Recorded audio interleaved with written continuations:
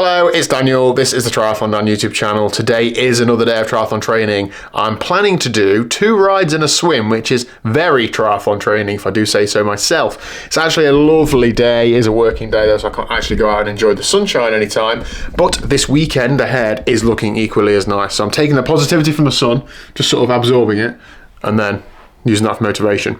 Now, today I'm planning to ride twice, swim once. However, I have a wrist support on. Now, this is not just a plea for sympathy. This is, I've had one of these in the cupboard for ages, or a few of them. This time last year, I suffered with de Quervain's tendinitis. So basically a tendon issue in my wrist or my hand/thumb. And I never really got to the bottom of why it flared up, and nothing I did actually fixed it. I had to end up going and getting a steroid injection in my wrist in the end. And that was about a year ago. And now it's flared up again. It's not as bad as it got when it got to its worst, but I can definitely feel it. I felt it in the night last night. So I'm going to give this a few days with a wrist support on and just try and see if I can fix it. It's all about isolating the thumb to try and heal it, taking painkillers and so on. But I almost don't think that it will be fixed. I don't know why it happens. I think, and I feel like I'm getting old saying this. I think it's stuff that I do every day that's causing it. As my left hand, before you say.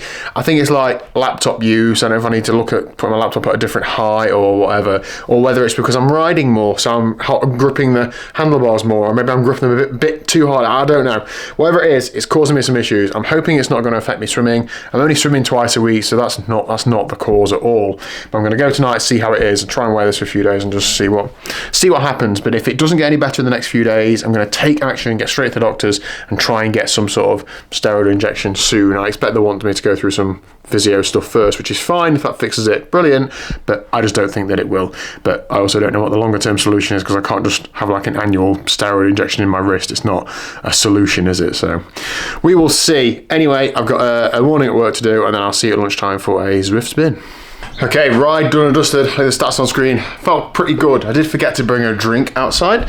I often find when I bring a drink, I don't touch it, and then when I don't bring a drink, I really want a drink. I really wanted a drink then, but I ain't got time to get off and pour a drink. And then I need a wee and so on, so just got through it. Right, lovely day as well. Oh, it'd have been a nice ride outside today.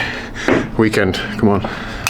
Oh, okay, ride done and dusted. I'll leave the stats on screen. An hour zone 2. I know it's just another hour zone 2, but I'm feeling like it is still a good workout, especially when I just done that. I did a Zwift group ride, and of course on the hills it's a little bit surgy, and in the flats the splits opening up and stuff, and you know, some group rides are like hell and some are really well organised. It's just a bit of a lottery, but I really enjoy them. People chatting to each other, passes the time a lot faster, and I find that I do ride a little bit harder. I'm still like listening to myself and looking at the numbers, staying in zone 2, but I'm surging on up the climbs into zone 3 a bit, just to try and get a bit more of a workout. And I find that I'm not really any more tired because of it. I think when I'll just get on the bike for an hour, I'm not mentally focused to hold a certain number. If anything, I'll just sit just above 200 watts, which is bottom of zone 2 for me.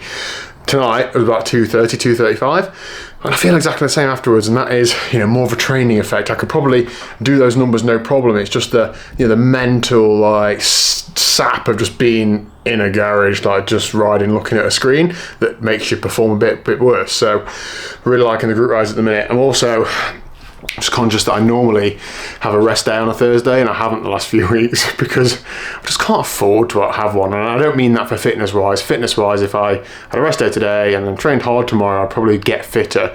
But for what I'm trying to do at the minute, which is drop a bit of weight whilst I'm training, then more training, generally speaking, is better. So I'm better doing 2 hours on the bike today and a swim than just swimming and having a better quality swim. So that's what I'm doing. Right, tea time, jacket potato, cheese and beans. Thanks Liz for doing it and putting it in the oven on a low temperature. I've just got to do my beans, which I think I can just about do.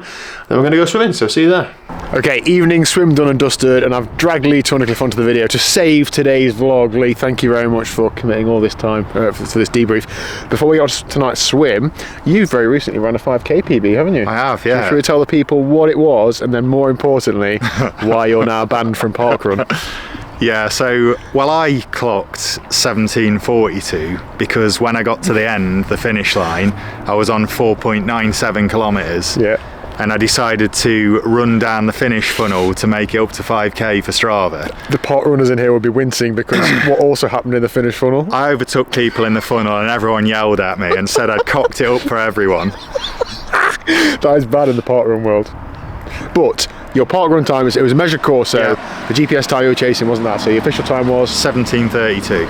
That is insane. Yeah. That's fast running. What's that, 5 watt per mile? I don't do miles, it's 331 kilometres or 330-ish.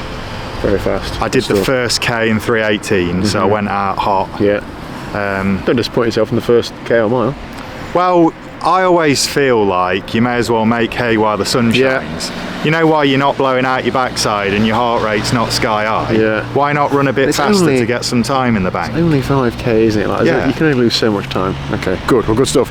And then on to tonight's swim session. So we now, I dropped down a lane from the fast lane that I've been in once into the lane where I actually belong, and we swam in the same lane tonight, so we've done the same set. Yeah. So what was the set? How did it go? So we just did a warm-up and then straight into 3 hard 100s with 25-second rest, and then we did 100 recovery, pull buoy recovery, and then 2 hard 100s with 25-second rest and a 150 pull buoy, so increasing that by 50, and then a hard 100, 200 pull buoy, and then back to the 2 hard 100s. No, back to the 1 hard 100 and then 150 pull, 2 hard 100s, 100 pull, and then finish with 3 hard 100s. It's like a pyramid. And the brief was, those hard 100s should be as consistent as you can make them. Obviously, we all start a bit keen and there's a bit of a petering off, but we're just trying to control that, weren't we? Saxby was leading the lane, world record Saxby, followed by Dean, who also arrived in the club. Then it was me, then it was Ruth, then it was you, and then I completely blew up halfway through and I dropped right to the back. And if I'm honest, I wasn't even swimming the same splits that you were towards the end. I thought I'll try and still salvage something from the session and focus on my stroke a bit more, but those first few hundreds must have been super quick for you. Yeah, they were 134s the first 3. Maybe one of them was a 133. It's good. I do find if I'm following feet, it's very easy for your stroke to get a bit choppy and short and fast and inefficient. The water is more aerated, isn't it? So you actually pull through a lot faster.